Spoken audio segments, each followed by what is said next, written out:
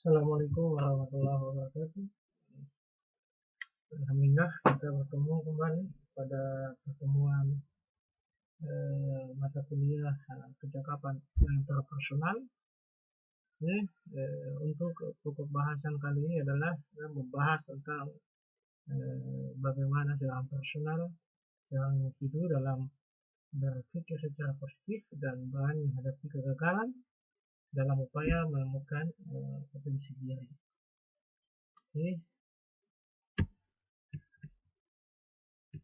Berikut sebuah hubungan bisa dibaca sendiri. Musim panas menyenangkan, hujan menyenangkan, angin menguatkan, salju menggembirakan, dan sebagainya. Kemudian, saya tidak akan mengikuti kampanye yang tidak narkoba, tapi saya akan mengikuti kampanye hidup sehat. Kemudian, ada satu cara mengelak dari kritik, jangan menjadi apa-apa, dan jangan berbuat apa-apa. Ini adalah hanya sebuah renungan sebelum memulai materi ini. Kemudian jejak-jejak menemukan diri sendiri. Yang pertama, menemukan diri sendiri merupakan perjalanan yang tidak pendek, melelahkan, dan membosankan. Kalau istilah kerennya kan mencari jati diri kan. Oke. Yang kedua, harus selalu bertanya, merefleksi, mengevaluasi, dan mau membuka hati, pikiran, dan ingatan. Ya, bagaimana orang mau menemukan dirinya sendiri. Ini lebih ke psikologi ya. Mungkin kita butuh kolaborasi dengan ahli-ahli bidang psikologi. Kemudian menemukan diri bukan sesuatu yang instan ya. Seperti yang disebutkan di poin pertama bahwa dia memiliki perjalanan yang tidak pendek, melelahkan dan membosankan, maka bukan hal yang mudah, hal yang instan ya, cepat-cepat ya. Instan itu kan sesuatu yang cepat, sesuatu yang tidak melalui proses yang baik. Menemukan diri sendiri harus dalam jatuh bangun dan gagal ya. Dengan keberanian untuk bergumul dengan pengalaman hidup yang tidak menyenangkan akan membuat kita menapaki tangga-tangga kecil menuju pengembangan diri.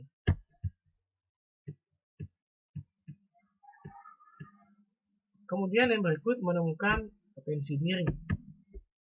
Potensi tidak dapat berkembang secara optimal apabila kita merasa puas dengan yang kita miliki.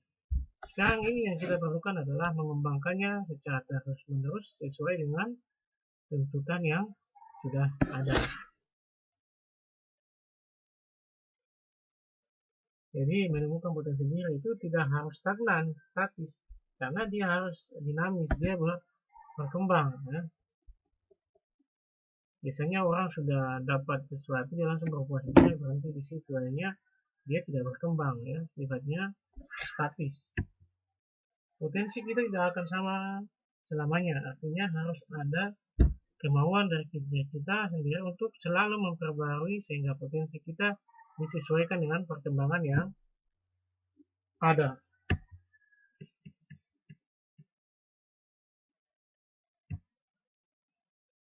Kemudian yang berikut arti dari sebuah kegagalan. Kegagalan merupakan bagian dari proses meraih keberhasilan ya. Kalau ada idiom, ada semacam pepatah itu kan bagian dari kesuksesan yang tertunda. Jadi setelah orang mendapatkan kegagalan, dia mulai melihat kelemahan-kelemahan apa yang telah diperbuat, kemudian diperbaiki untuk mendapatkan proses meraih keberhasilan. Jadi kegagalan itu bagian dari proses meraih keberhasilan. Bagaimana para ahli zaman dulu itu mengembangkan sebuah penelitian itu dengan gagal berulang-ulang kali. Bahkan ada seorang ahli yang sampai 2000-an kali melakukan uji coba baru berhasil. Tanpa ada kegagalan, dia tidak tahu titik kesalahan dan kelemahannya ada di mana. Tumbuhkan sikap optimis dengan menanamkan pola pikir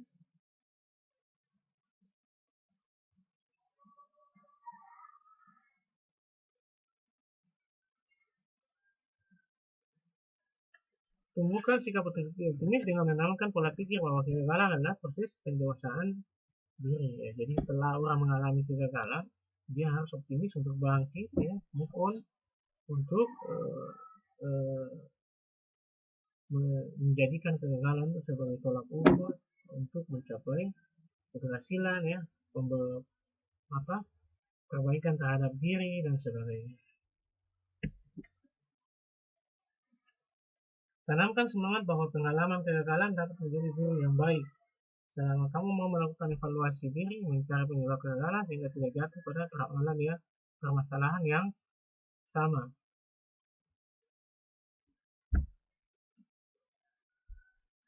Jadi jadikan sebagai orang yang kegagalan adalah menjadi guru, ya, pelajaran. Kemudian kalau memang itu sebuah pelajaran, lakukan evaluasi diri, lakukan perbaikan, terus cari kesalahannya di mana, kemudian review, lakukan perbaikan supaya tidak jatuh dalam kesalahan yang sama.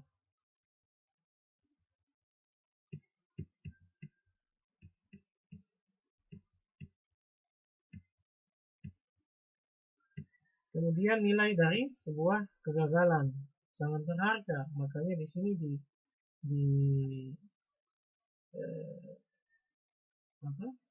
dikiaskan seperti sebuah berlian, mahal. Berlian itu mahal, harganya bisa miliaran. Berlian adalah sebongkah batu yang menjadi berharga setelah melalui proses yang keras. Kesusahan dan kekalahan akan memungkinkan kita mengembangkan akal dan maju ke depan. Jadi proses orang mengelola mendapatkan sebuah berlian itu prosesnya cukup panjang, ya. Makanya berlian itu sangat sulit untuk, sangat keras, dan tidak sangat sulit untuk dipecahkan atau dihancurkan. Dia sampai pada tingkat keras dan tidak bisa dipecahkan karena melalui proses yang cukup panjang, tidak instan, ya, tidak asal-asalan langsung jadi. Sama juga dengan orang yang mencapai kesuksesan, dia melalui proses yang cukup panjang baru bisa mencapai ke titik yang terakhir, titik yang paling atas, ya. Seperti di bawah poin yang kedua, kesusahan dan kekalahan memungkinkan kita mengembangkan akal dan maju ke depan. Orang mengalami kesusahan, orang mengalami kegagalan, dia melihat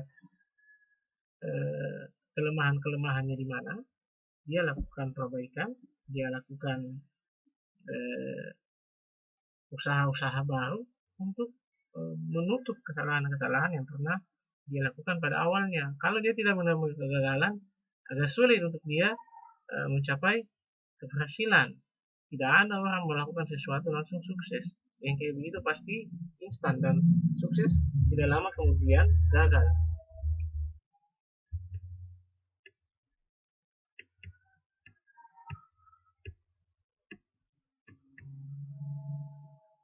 Nilai kegagalan. Sebagian orang apabila gagal terus terpuruk dalam kegagalan. Sebagian yang lain belajar dan terus maju. Ya. Ada orang yang kayak begitu, ya. Ada kelompok orang yang gagal, dia langsung terpuruk, berhenti, sudah tidak ada lagi. Tapi ada juga orang yang setelah gagal dia belajar dari kesalahan dan kemudian dia mulai maju. Ada semacam ilustrasi juga, sebagian orang mati cepat karena kebanyakan makan, yang lain karena kebanyakan minum, sebagian yang lain hanya menjadi pengecut dan mati karena tidak ada yang dikerjakan lagi. Jadi orang yang masuk ke terpuruk itu, ya, kelompok orang yang terpuruk kayak gitu, dia langsung drop, dia langsung down, tidak lagi mau bergerak, ya, berusaha untuk memperbaiki kesalahan. Pemikir kreatif menyadari nilai profesional, kesalahan, dan kekeliruan. Sejarah penemuan dipenuhi oleh orang yang terbiasa dengan asumsi salah dan gagasan yang gagal sebagai batu loncatan untuk mendapatkan ide baru. Bahkan kalau dia mengalami kegagalan, dia bisa mendapatkan ide baru yang lebih brilian daripada ide-ide awalnya. Oh, model A tidak bisa, saya coba ke model yang B. Model B tidak bisa, saya coba ke model yang C.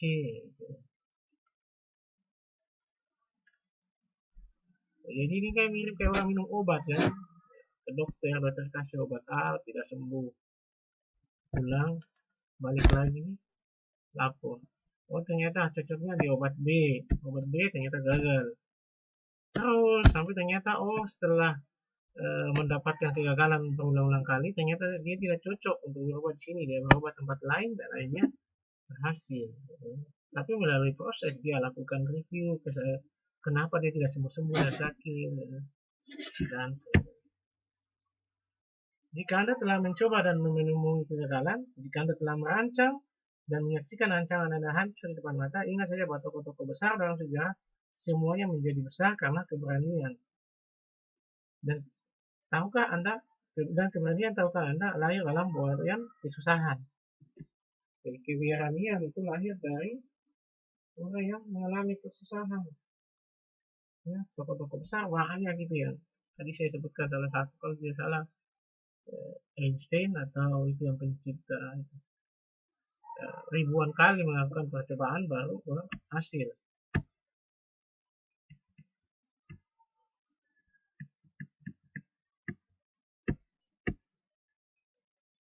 Kemudian ada orang juga masuk ke takut gagal. Takut gagal bukan sebabkan kegagalan semata-mata. Takut gagal sebenarnya berasal dari bagaimana masyarakat bereaksi terhadap orang gagal. Apa kata orang jika saya gagal, bagaimana saya akan berhadapan dengan orang lain. Jadi sebenarnya bukan lebih kepada dirinya sendiri, tapi dia lebih kepada reaksi orang. Saya ini kalau bikin begini gagal pasti orang bilang begini, begini, dan begini. Jadi dia lebih fokus kepada pandangan dan reaksi orang lain. Seperti ada pernyataan itu, apa kata orang jika saya gagal, bagaimana saya akan berhadapan dengan orang lain. Orang terganggu bukannya oleh masalah yang ada, tetapi oleh pendapat mereka tentang masalah yang ada. Ya. Lihat, orang terganggu bukannya oleh masalah yang ada, tetapi oleh pendapat mereka tentang masalah yang ada. Jadi pendapat ini yang membuat orang menjadi bermasalah. Tiap orang mempunyai bakat, apa yang kurang adalah keberanian untuk mengantar bakat ke tempat gelap yang dituju. Ya, jadi semua orang mempunyai kemampuan, keterampilan, dan sebagainya. Yang jadi masalah, dia tidak punya keberanian untuk mengelola bakatnya itu. Ya, biasanya di sini diilustrasikan tempat gelap karena di sana itu belum ada cahaya, belum ada kesuksesan di depannya itu belum kelihatan, makanya dibilang tempat yang gelap. Makanya individu yang memiliki bakat masuk ke tempat yang gelap itu berikan cahaya di dalamnya. Banyak bakat yang mubazir hanya karena kurang keberanian. Nah, itu. Tempat yang gelap itu butuh keberanian untuk diakses kan. Orang masuk ke tempat gelap biasanya butuh keberanian. Setiap hari menyaksikan pengebumian orang-orang hampa yang sifat penakutnya menghalangi membuat percobaan pertama. Jadi setiap hari dia melihat orang-orang yang pintar itu dikebumikan karena sifat penakutnya yang menghalangi membuat percobaan menurut Sydney. Kemudian banyak cara menjadi orang gagal tetapi tidak mengambil risiko adalah cara paling bagus untuk menjadi orang gagal. Ya, banyak cara menjadi gagal tetapi tidak mengambil risiko adalah cara paling bagus untuk menjadi orang gagal. Jadi bahasanya begini, orang yang takut dalam mengambil risiko dalam berusaha, takut gagal dan sebagainya, itu adalah potensi yang paling tinggi menjadi orang gagal. Bertolak belakang dari anggapan umum, orang yang sukses sebenarnya lebih banyak gagal daripada orang yang tidak sukses. Hanya karena mereka lebih banyak mencoba daripada orang yang tidak sukses. Ya sudah pasti. Orang yang sukses karena dia banyak gagal karena dia banyak melakukan percobaan, mencoba berulang kali. Makanya dia banyak gagal. Nah, kalau orang yang sukses, orang yang tidak sukses biasanya dia agak kurang mengalami kegagalan karena dia cuma beberapa kali mencoba tidak berhasil sudah berhenti. Janganlah Anda menilai mereka yang mencoba dan gagal, tapi nilai mereka yang gagal mencoba. Jadi itu ya semacam perbandingan dua kejadian. Lihatlah apa yang dia lakukan, ya. Jangan lihat hasilnya, ya. Lihat usahanya. Nah, yang bermasalah orang yang gagal mencoba,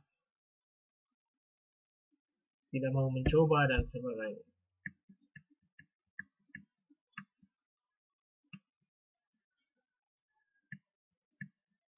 Berikut ada beberapa orang-orang yang mengalami kesuksesan dari beberapa kali kegagalan-kegagalan yang telah dialami. Yang berikut Dr. Booker T. Washington.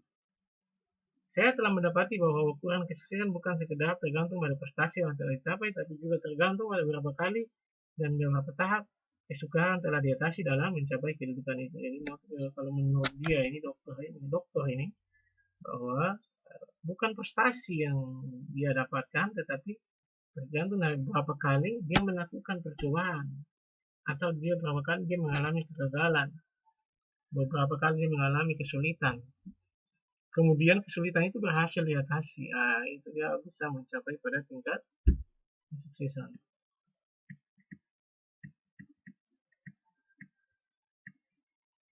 Kemudian Richard Nixon, ini sepertinya Presiden Amerika ya. Setelah menurun lembah yang terdalam, barulah Anda dapat menilai keindahan gunung yang tertinggi. Anda memerlukan sebanyak mungkin pengalaman pahit untuk melahirkan keunggulan. Ya. Lihat bagaimana dia bisa melihat gunung yang tinggi, maka dia harus menuruni lembah yang terdalam. Dan itu butuh perjuangan yang sangat luar biasa kan. Lembah itu kan curam, dingin ya. Kelembapan udaranya juga sangat rendah ya. Suhunya juga rendah ya. Jadi butuh perjuangan tinggi untuk bisa mencapai itu. Kemudian ini orang India.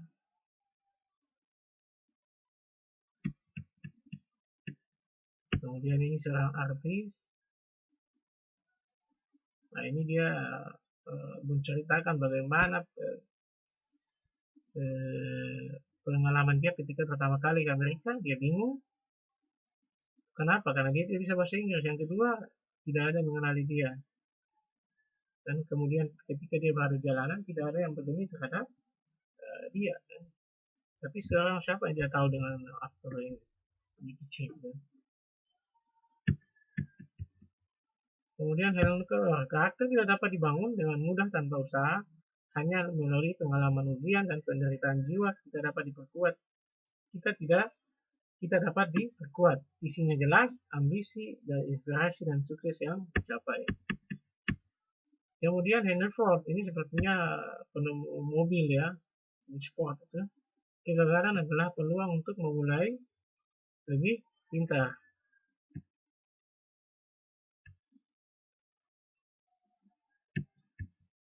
Kemudian Thomas Alva Edison, ini yang saya maksud tadi. Orang yang gagal dalam hidup, orang yang hidup dan gagal belajar. Inilah orang yang menemukan alat, kalau tidak salah telepon ya, dengan uji coba sekitar 2000 kali melakukan percobaan baru bisa berhasil.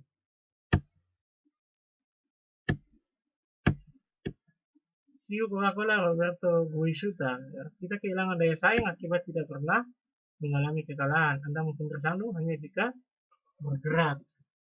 Ya, jadi maksud dia ya, kehilangan daya saing jika tidak pernah mengalami kesalahan. Kemudian ketika Anda melakukan sesuatu pasti menghadapi permasalahan ya, kecil, besar dan sebagainya. Tapi dia tetap harus berusaha dan bergerak.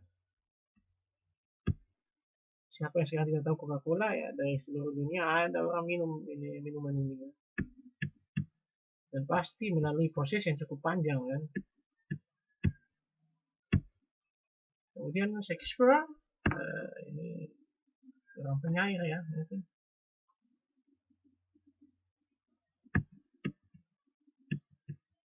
Lea Kongsian, cari saja ini siapa ini orang yang. Kemudian Sun Yat-sen, ini tokoh pembaharu dari Cina, bagaimana dia membuat sebuah revolusi Cina, politik isolasi yang menutup Cina dari pengaruh asing selama berapa tahun. Gagal 10 kali dan baru jaya pada cobaan ke-11 untuk menjadi bapak Cina modern. Beliau ketika berumur 46 tahun menjadi Presiden Republik Nasional Cina. Jadi orang ini bagaimana dia mau membangun Cina dari namun jauh dari pengaruh-pengaruh luar ya. Dia menerapkan politik isolasi, menutup diri selama beberapa tahun dan akhirnya selama proses membentuk diri itu Cina mengalami kemajuan yang cukup luar biasa. Nanti silahkan cari nama-nama orang tadi, kemudian uraikan apa yang telah dilakukan.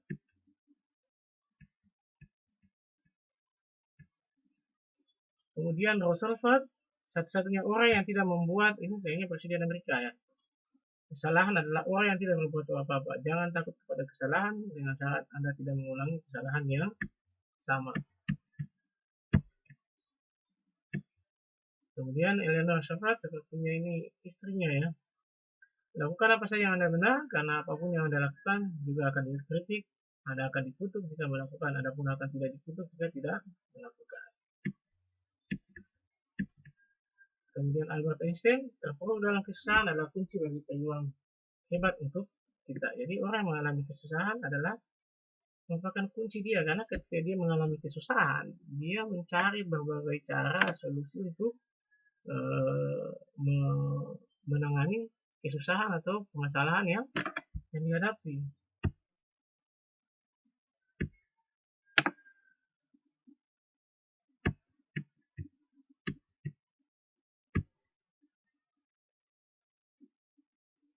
Kemudian ada pertanyaan, apa yang Anda lakukan jika tahu bahwa Anda tidak mungkin gagal?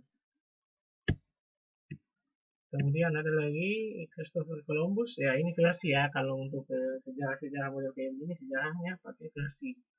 Ada versi orang lain juga berbeda dengan versi yang ini. Christopher Columbus, orang semua tahu dia adalah pengeliling dunia. Ya, ini beda versi ya, ada versi yang lain. Hingga akhirnya dia tidak mengetahui bahwa dirinya telah menemukan dunia baru dari Eropa, dan hanya beberapa tahun kemudian barulah kekayaan sumber alam yang sangat besar dengan dua baru diketahui. Dia mengarah tempat itu bagian benua India.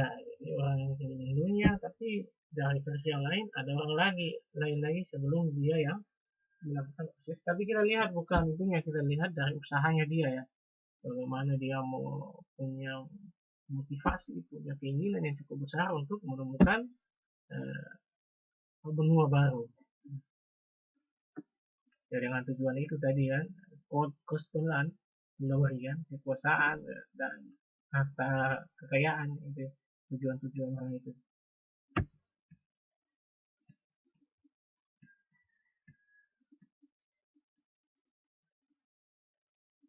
Oke, kemudian yang ini adalah kakak beradik yang berhasil menggunakan sepeda untuk membuat sebuah kapal terbang pertama. Silakan baca sejarahnya.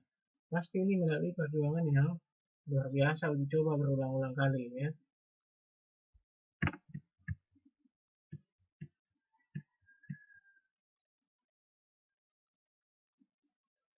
Kemudian Edmund Hillary adalah orang yang mendaki gunung ya, Mount Everest ya, gunung tertinggi di dunia ya, bersama Tenzing Norgay dan pemandu jalan bangsa Sherpa, menjadi orang pertama berhasil sampai di puncak gunung Everest setinggi 29.000 kaki atau 9.579 meter ya, tinggi sekali ya gunung itu. Ya memang tidak gampang sampai di gunung itu, sebenarnya butuh perjuangan dan ya, pasti gagal. Ini kan dia berapa kali uji coba, tidak mungkin sekali dia naik ini. Ya, lihat dia naik pertama tahun 51, kemudian dia naik lagi tahun 52, dan pada tahun 53 dia berhasil. Ini 3 tahun dia melakukan uji coba untuk sampai ke puncak gunung Everest. Oke.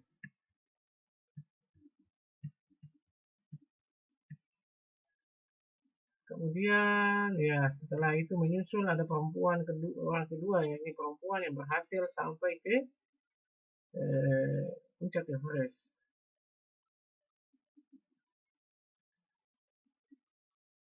Kemudian dia berhasil sampai ke 20 gunung yang tertinggi di dunia.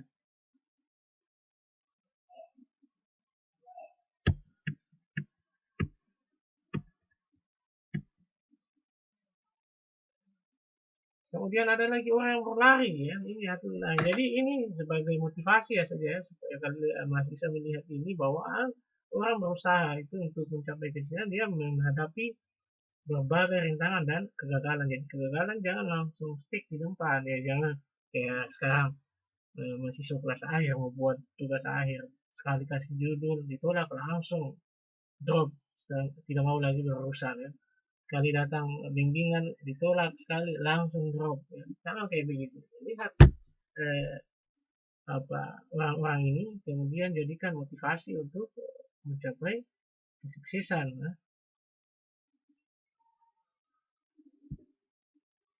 Lihat dia menjadi orang pertama yang lari sejauh 1 mil dengan waktu kurang dari 4 menit. Luar biasa. Jadi dia berlari jarak 1 mil dalam waktu 3 menit 59,4 detik. Ya, tinggal hitung saja 1 mil itu berapa? Itu hampir 1 kilo ya. Berlari jarak 1 kilometer cuman hampir 4 menit. Ya, jadi dia memecahkan rekornya orang pelari di tahun 1903 yang dibuat oleh Harry Andrews. Ya. Jadi Robert Bannister ini berhasil memecahkan rekor orang tercepat ya.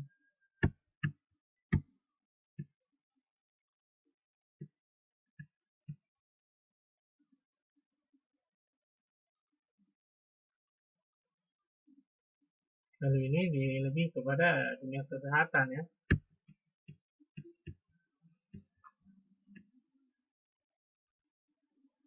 Kalau ini juga masih kontroversi, tapi kita lihat dari usaha ya, tentang manusia sampai ke bulan ya. Kita lihat usahanya, kita lihat bukan fakta dari kejadian ini. Ya, fakta dari kejadian ini masih menjadi pertanyaan ya, karena masih ada yang menganggap bahwa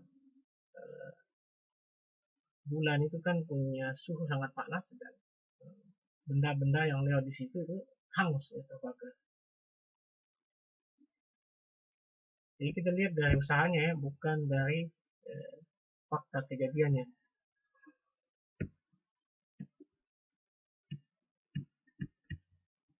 Oke, selesai. Ini referensi yang bisa dibaca kalau mau cari ya. Oke, untuk pertemuan kali ini cukup ya. Silahkan pelajari materinya yang akan saya upload seperti biasa di channel YouTube. Oke, terima kasih. Assalamualaikum warahmatullahi wabarakatuh.